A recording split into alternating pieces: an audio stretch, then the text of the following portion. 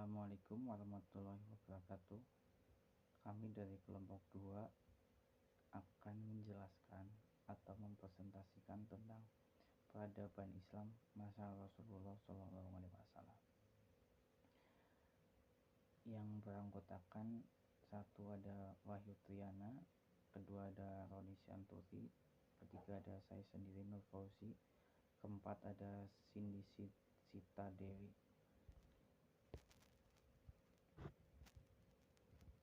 1. Dakwah secara diam-diam. Setelah menerima wahyu kedua, Rasulullah menyadari tugas yang dibebankan pada dirinya. Maka mulailah secara diam-diam mengajak orang memeluk Islam, mula-mula kepada keluarga, kemudian para sahabat dekat. Seorang demi seorang diajak agar mau meninggalkan agama berhala dan hanya menyembah kepada Allah yang Maha Esa. Usaha yang dilakukan itu berhasil.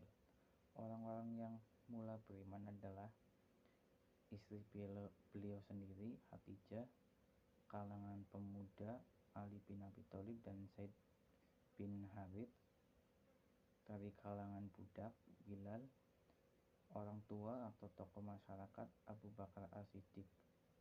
Setelah Abu Bakar masuk Islam, banyak orang-orang yang mengikuti untuk masuk agama Islam, seperti Utsman bin Affan, Zubair bin Awam, Talha bin Ubaidah, Fatimah binti Hatihab, Arkam bin Abdul Al-Arkam, dan lain-lain.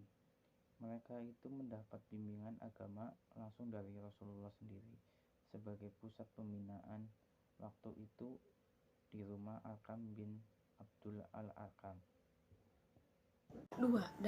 Dakwah secara terang-terangan. Setelah Nabi Muhammad SAW melakukan dakwah yang bersifat rahasia, terhimpunlah pengikut Nabi sebanyak 30 orang. Dakwah di kala itu dilaksanakan secara diam-diam. Setelah fase itu, Allah Subhanahu wa Ta'ala memerintah kepada Nabi untuk berdakwah secara terang-terangan, yaitu turunnya ayat Quran surat Al-Hijr ayat 15 yang artinya, maka sampaikanlah olehmu secara terang-terangan segala apa yang diperintahkan kepadamu dan berpalinglah dari orang-orang musyrik. Ayat inilah yang memerintahkan pada Rasulullah untuk berdakwah secara terus terang dan terbuka. Rencananya yang dilakukan pertama ditunjukkan kepada kerabat sendiri, kemudian seluruh lapisan masyarakat. Kegiatan dakwah secara terang-terangan ini menambah jumlah pengikut yang masuk Islam. Hal ini tidak disenangi oleh orang-orang Quraisy, apalagi secara tegas Rasulullah mencela ibadah. Di masa Nabi Muhammad SAW pada fase Madinah, pada saat Rasulullah membangun masyarakat baru. Setelah tiba dan diterima penduduk Yasrib atau Madinah, Nabi resmi menjadi pemimpin penduduk kota itu. Babak baru dalam sejarah Islam pun dimulai. Berbeda dengan periode Mekah, periode Madinah, Islam merupakan kekuatan politik. Ajaran Islam yang berkenan dengan kehidupan masyarakat banyak turun di Madinah. Nabi Muhammad mempunyai kedudukan, bukan saja sebagai kepala agama, tetapi juga sebagai kepala negara. Dengan kata lain, dalam diri Nabi terkumpul dua kekuasaan spiritual dan duniawi. Kedudukannya sebagai Rasul secara otomatis merupakan sebagai kepala negara. Dalam rangka memperkokoh masyarakat dan negara baru itu, Nabi segera meletakkan dasar-dasar kehidupan bermasyarakat. Dasar pertama, pembangunan masjid. Selain itu, tempat sholat juga sebagai sarana penting untuk mempersatukan kaum muslimin dan mempertalikan jiwa mereka. Masjid pada masa Nabi juga berfungsi sebagai pusat pemerintahan. Dasar kedua, ukhuwah Islamiyah, persaudaraan sesama muslim. Nabi Muhammad mempersaudarakan golongan Muhajirin dengan Ansor. Ini berarti menciptakan suatu bentuk persaudaraan yang baru, yaitu persaudaraan berdasarkan agama, menggantikan persaudaraan berdasarkan darah. Dasar ketiga, hubungan persahabatan sehingga pihak-pihak lain yang tidak beragama Islam. Perjanjian dengan pihak Yahudi. Setelah Islam sudah terpancang di bumi Madinah dan Islam juga sudah kokoh di negeri itu, maka Rasulullah mengatur hubungan dengan selain golongan muslim. Perhatian beliau saat itu terpusat untuk menciptakan keamanan, kebahagiaan, dan kebaikan bagi semua manusia. Untuk itu beliau menerapkan undang-undang yang luas dan penuh tenggang rasa. Tidak pernah terbayangkan oleh kehidupan dunia yang selalu dibayangkan fanatisme. Tetangga yang paling dekat dengan orang Muslim di Madinah adalah orang-orang Yahudi. Sekalipun memendam kebencian dan permusuhan terhadap orang-orang Muslim, namun mereka tidak berani menampakkannya.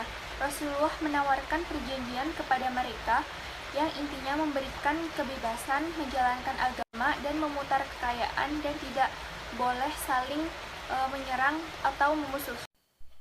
5. Harta rampasan perang. Pada saat Khalifah dagang kaum musyrik Mekah mengadakan perjalanan dagang dari Syam ke Mekah. Hal ini diketahui orang-orang Muslim ini merupakan kesempatan emas bagi pasukan Madinah untuk melancarkan pukulan yang telak terhadap orang-orang musyrik. Pukulan dalam bidang politik, ekonomi, dan militer. Khalifah dagang itu sendiri membawa harta kekayaan penduduk Mekah yang jumlahnya sangat melimpah, yaitu sebanyak 1000 ekor unta, yang membawa harta benda milik mereka yang nilainya tidak kurang dari 5000 dinar emas, sementara yang mengawalnya tidak lebih dari 40 orang.